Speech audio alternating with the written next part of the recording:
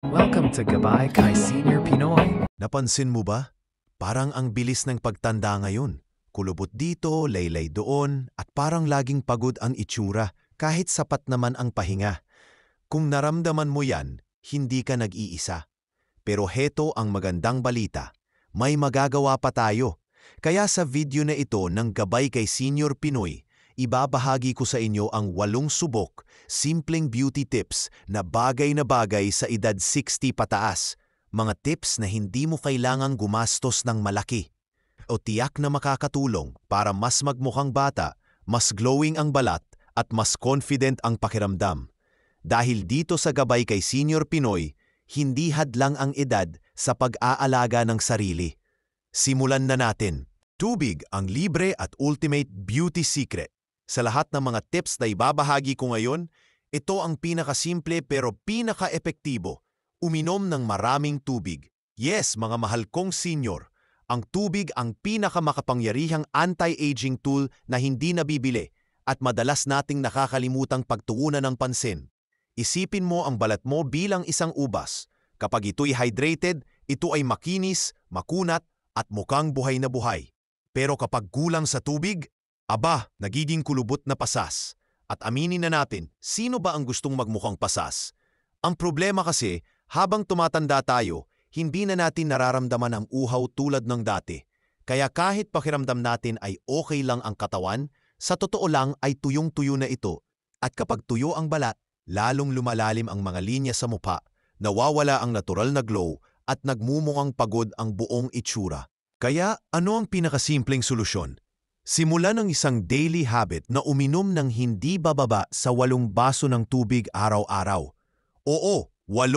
Pero huwag niyong isipin na kailangan niyong inumin lahat ng sabay-sabay. Sipsipin lang sa buong araw. Kung matabang o walang lasa ang plain water, lagyan niyo ng kaunting hiwa ng lemon, ilang piraso ng pipino o kahit sariwang berries para magdagdag ng kaunting flavor. Ang herbal teas ay isa ring mahusay na paraan para palakasin ang inyong hydration dahil hindi lang sila nakakakalma, kundi puno rin ng benepisyo sa kalusugan. Pero narito ang isang maliit na sikreto. Ang hydration ay hindi lang tungkol sa tubig na iniinom mo. Ito rin ay tungkol sa pagkain na kinakain mo. Maraming prutas at gulay tulad ng pakwan, pipino, dalandan at mga madahong gulay tulad ng spinach o lettuce ay puno ng tubig at tumutulong na panatilihing malambot, makinis at makinang ang iyong balat. Kung nahihirapan kang uminom ng sapat na tubig, mag-focus sa pagdaragdag ng mga hydrating foods na ito sa inyong mga pagkain para manatiling sariwa ang inyong balat mula sa loob. Isang napakahalagang tip pa, ang caffeine at alkohol ay kilalang nakaka-dehydrate ng katawan. Kung mahilig ka sa iyong kape sa umaga o enjoy sa isang baso ng alak sa pagtatapos ng araw, siguraduhing bumawi sa pamamagitan ng pag-inom ng dagdag na tubig sa buong araw para manatiling balanse. Ang pagbabagong dulot ng tamang hydration ay talagang kamangha-mangha. Kapag nagsimula kang mag-hydrate ng maayos, mapapansin mo ang isang malaking pagpapabuti sa pakiramdam at hitsura ng iyong balat. Mas sariwa, mas buo, at mas masigla. Ang pinakamaganda sa lahat, hindi ito nagkakahalaga ng kahit anuman.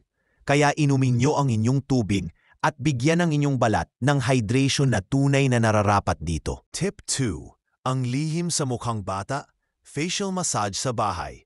Mga kagabay, tanong ko lang, kailan ka huling nagbigay ng kaunting lambing sa sarili mong mukha? Alam mo ba na sa loob lamang ng 2 minuto bawat gabi, maaari mong bigyan ng iyong balat ng sariwang sigla na parang galing spa. At ang mas maganda pa dyan, wala kang kailangang gastusin ng malaki. Ang sagot? Facial massage. Maraming akala, kailangan mo ng mamahaling produkto, gadgets o regular na facial treatment para magmukhang fresh at bata. Pero ang hindi alam ng marami, ang sikreto ay nasa sariling kamay mo lang.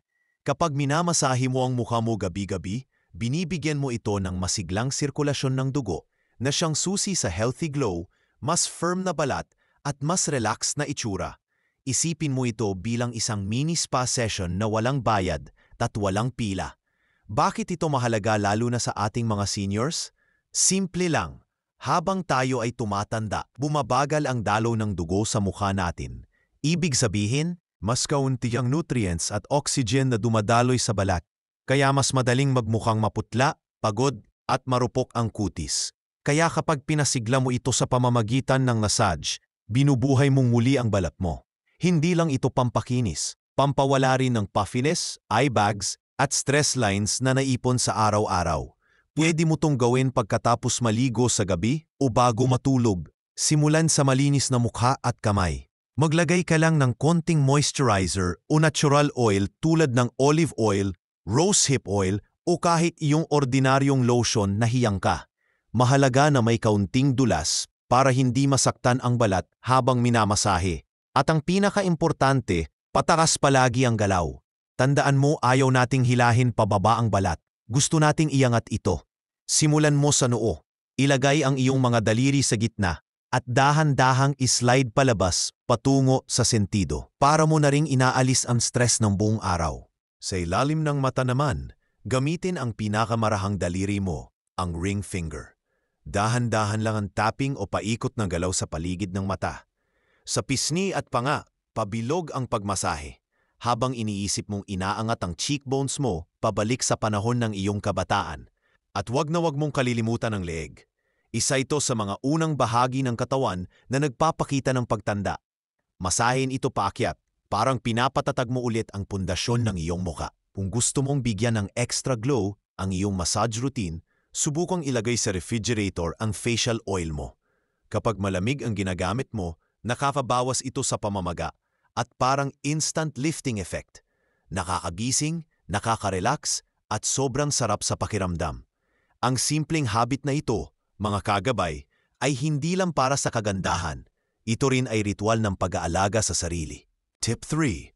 Paalam sa powder. Yakapin ang glow na mukhang bata. Mga kagabay, aminin natin, dati kapag pinag-usapan ng makeup, ang pressed powder ang hari ng ating kikaykits. Di ba?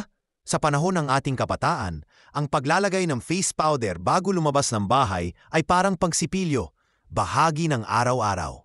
Basta mainit ang panahon, oily ang ilong o may bisitang parating, ayan na, kuha agad ng compact at pats sa buong muka. Pero ngayong tayo'y nasa golden years na, panahon na para baguhin ang mga nakasanayan. Alam nyo ba, ang paggamit ng powder makeup habang tumatanda ay parang paglalagay ng spotlight sa mga bagay na gusto nating itago. Habang dati, nakakatulong itong magmukhang fresh at matte, ngayon, lalo lang nitong pinapansin ang mga pinong guhit, kulubot at dry patches. Parang may sinisigaw sa mukha natin, "Hoy, may wrinkles ako!" Bakit? Kasi ang powder ay tuyo. At ang mature skin, gaya ng balat nating mas naranasan na ang panahon, ay natural na mas dry kaysa dati. Kaya kapag tinabunan nating ito ng powder, lalo lamang nitong pinapalala ang texture ng balat.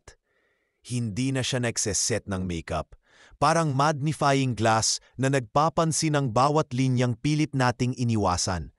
Pero good news, may solusyon. At hindi ito mahal, hindi ito komplikado. Kailangan lang nating yakapin ang cream-based makeup, mga produkto na hindi lang nagpapaganda, kundi tunay na nakikiayon sa ating balat. Simulan natin sa foundation. Sa halip na mabigat na full coverage formula, subukan ang lightweight tinted moisturizer o hydrating foundation. Hindi nito tinatakpan ng balat, kundi parang pinipreserba ang natural nitong kinang. Ito yung klase ng coverage na parang sinasabi, "Oo, senior na ako, pero blooming pa rin." Sunod, ang cream blush. Nakita mo na ba ang difference? Ang powder blush ay minsang parang chalk na bumabakat lang sa pisngi. Pero ang cream blush, nako, para siyang natural na pamumula na parang kinilig o na-excite. Magandang gamitin ang shades ng peach or warm rose, depende sa tono ng balat mo, para magmukha kang bagong ligo sa tuwa. Pangatlo, huwag nating kaligtaan ang liquid highlighter.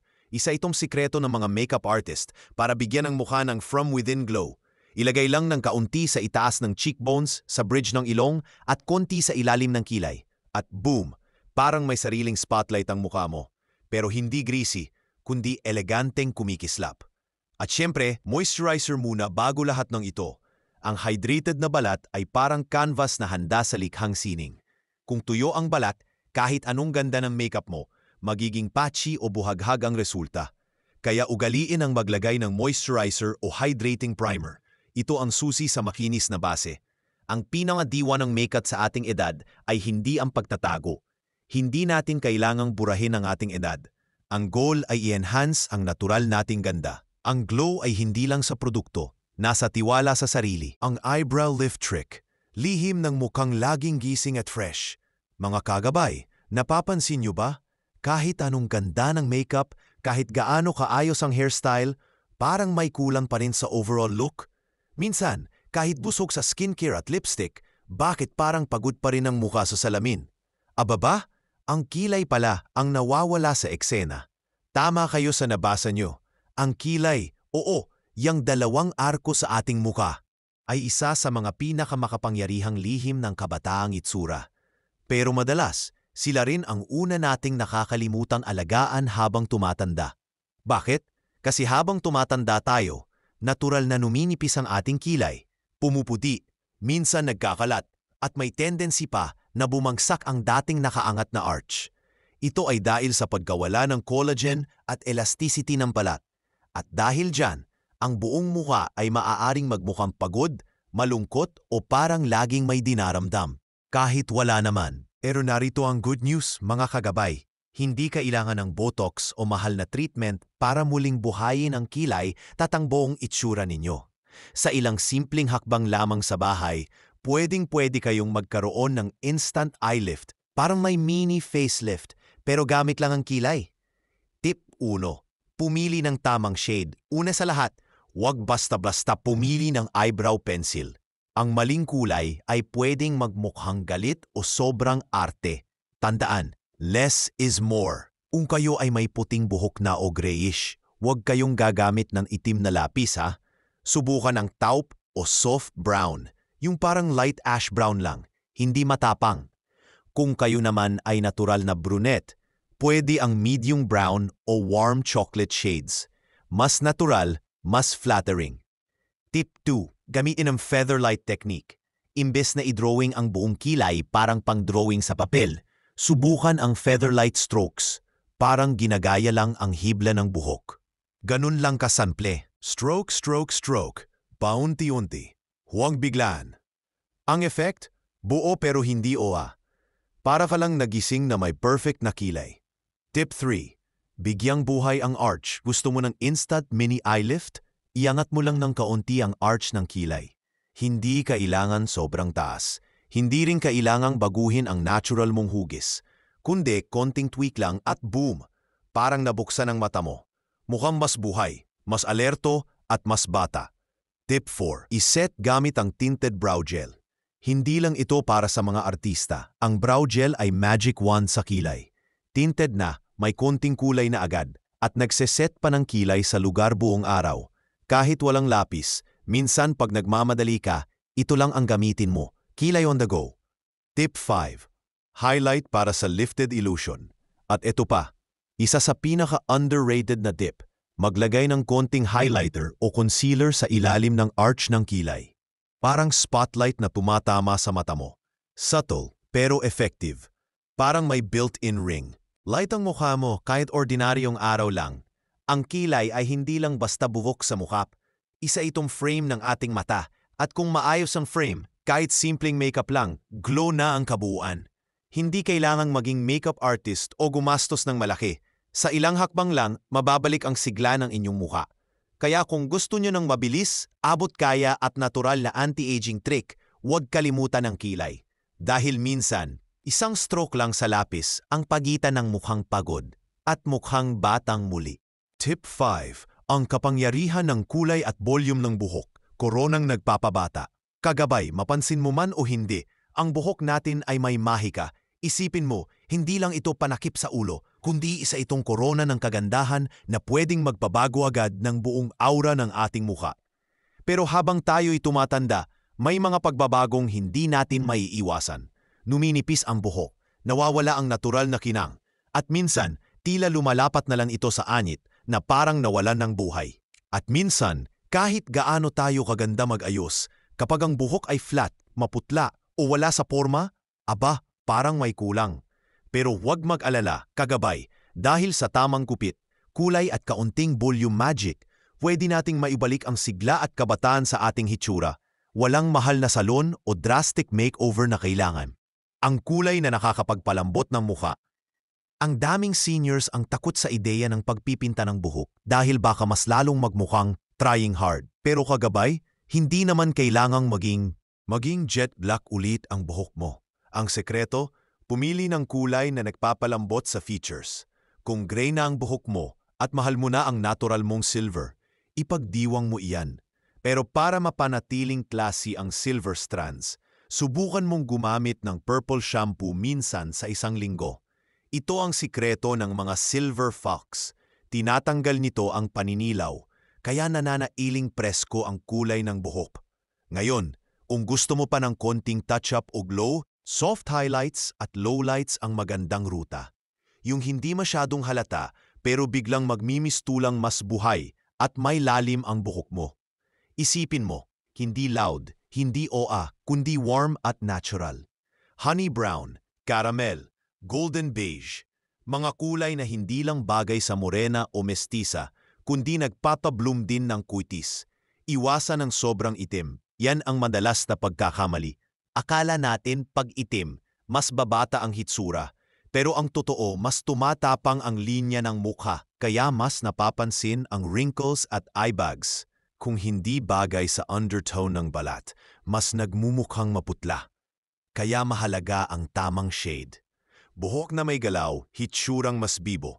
Ngayon, usapang volume naman tayo, kagabay. Aminin natin, habang tumatanda, parang nanlalamya na ang buhok. Dati, bounce na bounce. Ngayon, flat at parang nanlulumo. Pero heto ang sikreto, buhok na may galaw equal mukha na may sigla. Simulan mo sa simple, volumizing mousse sa anit bago mag-blow dry. Hindi kailangang marami. Isang tansya lang sa palad, i-apply sa ugat, tapos i-blow dry mo nang nakayuko. Boom!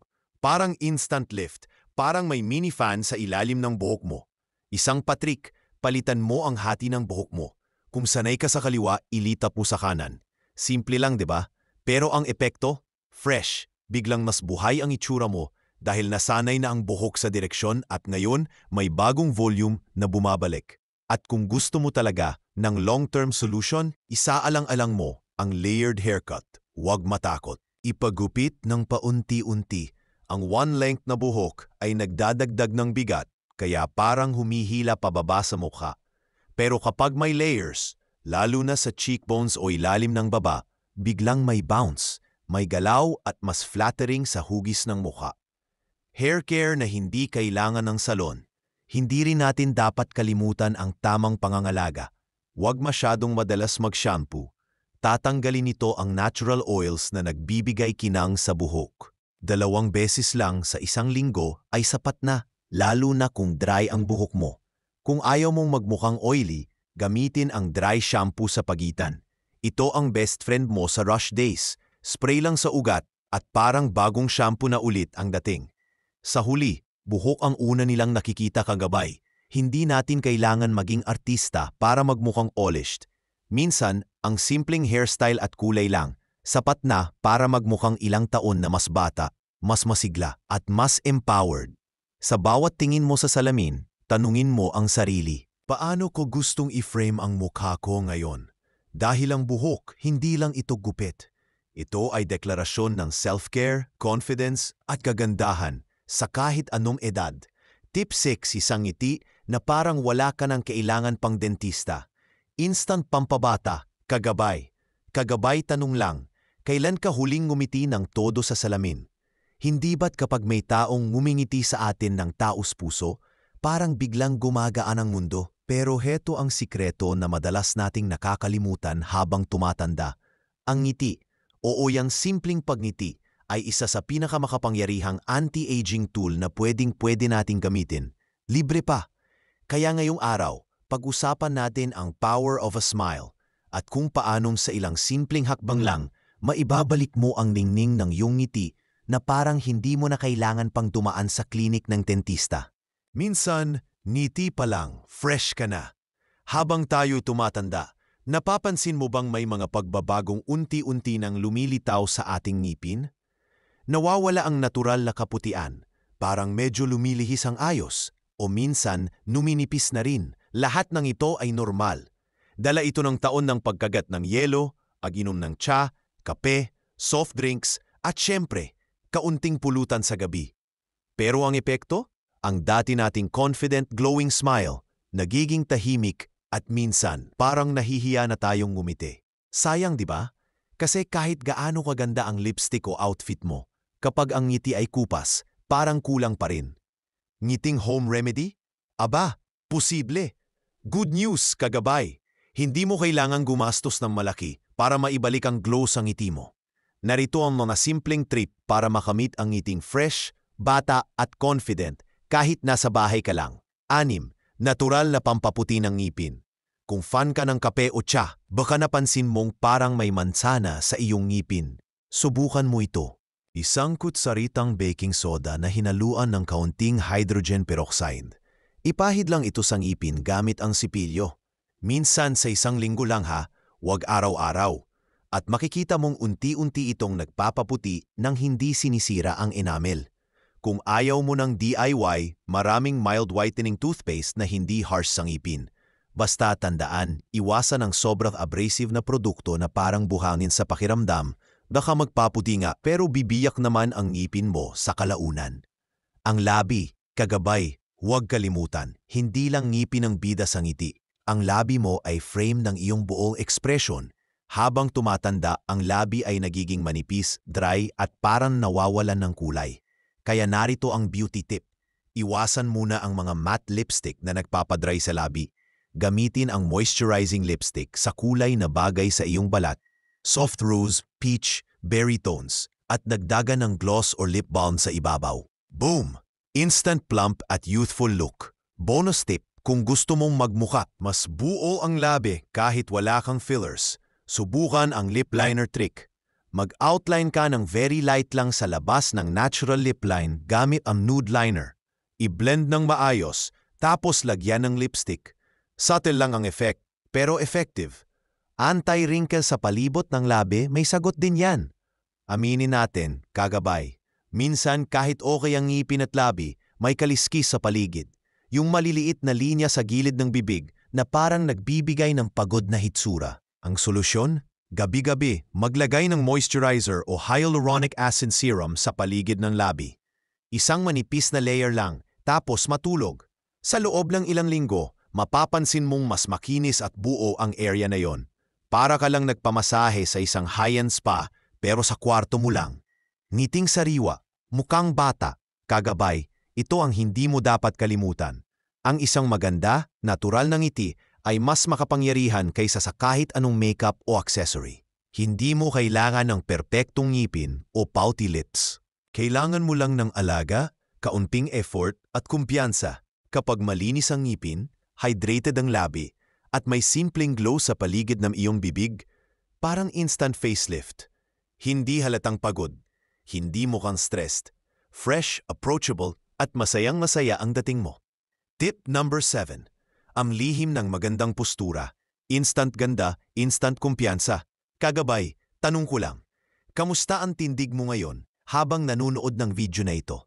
Medyo nakayuko ba? Nakalundo sa upuan? Huwag kang mag-alala.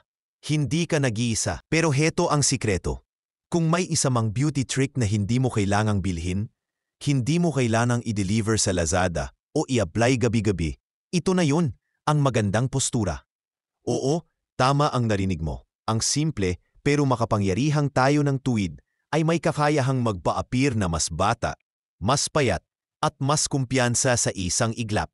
Parang instant makeover ng walang gastos. Bakit napangahalaga ng postura? Lalo na kay Senior Pinoy? Habang tayo tumatanda, normal lang na medyo yumuko ang likod, bumaba ang balikat, o maglakad na parang may dalang mabigat. Pero alam mo ba? Ang ganitong postura ay hindi lang nakakabawas sa ating pisikal na ganda, nakaaapekto rin ito sa ating mood, energy at kumpiyansa. Kapag nakayuko ka, mas humihirap ang paghinga, bumababa ang sirkulasyon at madalas ay parang mas pagod at malungkot ang dating natin, kahit hindi naman talaga. Ang resulta, mas mukhang matanda, mas parang wala sa sarili, mas parang Ayaw lumaban sa buhay. Pero sa sandaling tumayo ka ng tuwid, aangat ang balikat, aangat ang ulo, at maniwala ka, aangat din ang aura mo. Para kang biglang bumata ng 5 taon. Simple visualization. Imagine mong may tali sa ulo mo. Isa sa mga paborito kong trick. Isipin mo na may isang invisible string na nakatali sa tuktok ng ulo mo. Hinihila ka pataas. Hindi pilit, hindi tense, natural at mas madali kang makahinga. At alam mo kung anong effect? Hindi lang mas ganda sa salamin, kundi mas gaan din sa pakiramdam. Mas alerto, mas alive, mas ikaw. Ang core ang lihim ng straight tindig. Hindi natin kailangan magpa-gym. Pero kaunting ehersisyo lang para sa core, gaya ng mga standing leg raises, seated twists, o kahit deep breathing habang nakaupo, ay makatutulong para maging mas matatag ang likod at tiyan. Tandaan, ang malakas na core ay parang girdle na natural. Ikaw mismo ang nagsusuporta sa sarili mo.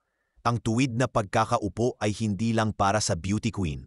Nasanay tayong umupo sa sofa o bangko ng malambot at lundo. Pero alam niyo ba, ang maling posture habang nakaupo ay maaaring magdulot ng sakit sa likod, lamig sa batop, at panlalambot ng muscles. Kaya heto ang guide. Umupo ng tuwid, balikat paatras, paa pantay sa sahig. Huwag nakatukod ang siko sa tiyan. Kung lagi ka sa harap ng TV o cellphone, isaalang-alang ang maliit na back pillow o kahit folded towel para lang ma-support ang lower back mo. Ituwid mo rin ang paningin at tingnan mo ang mundo kagabay. Pansin mo ba, habang tumatanda, medyo nakayuko na rin tayo pag maglakad? Minsan kasi akala natin, kung maliit lang tayo, di tayo mapapansin. Pero ang totoo, ang pagtuwid ng baba at pagtingin ng diretso sa mata ng kausap ay isang uri ng invisible glow. Kapag nakataas ang ulo mo, nagmumukha kang present, alerto, at may saysay. Walang botox, pero parang ang fresh mo tingnan. Postura equals aura, tindig equals timeless elegance kagabay. May kilala ka bang babae na kahit simple lang ang suot, kahit wala halos makeup, pero pagpasok pa lang, aba, parang artista? Malamang yan ang power ng poise at posture. Hindi mo kailangang magsuot ng mamahaling damit o pabango. Basta tuwid ang likod, bukas ang dibdib, at marunong kang humarap sa mundo ng buong loob, yun na ang tunay na kagandahan. Challenge ko sa'yo, ngayon na mismo, habang binabasa mo ito, ituwid mo ang likod mo. Ayusin mo ang balikat, itaas ang baba, ngumiti ng kaunti. O diba? May kakaibang dating agad. Fresh, confident, maganda. O yan kagabay, kompleto na ang ating mga sikreto sa mukhang bata kahit senior na. Tandaan, ang kagandahan ay hindi sinusukat sa edad, kundi sa kung paano mo pinipiling alagaan ang sarili mo araw-araw. Hindi ito magic, kundi disiplina at pagmamahal sa sarili. Kung nakatulong sa iyo ang mga tips na to, huwag kalimutang i-like ang video, i-share sa kapwa mo kagabay, at i-subscribe sa channel natin para sa susunod na episode ng Gabay kay Senior Pinoy, kung saan ang edad ay numero lang at ang kagandahan ay habang buhay.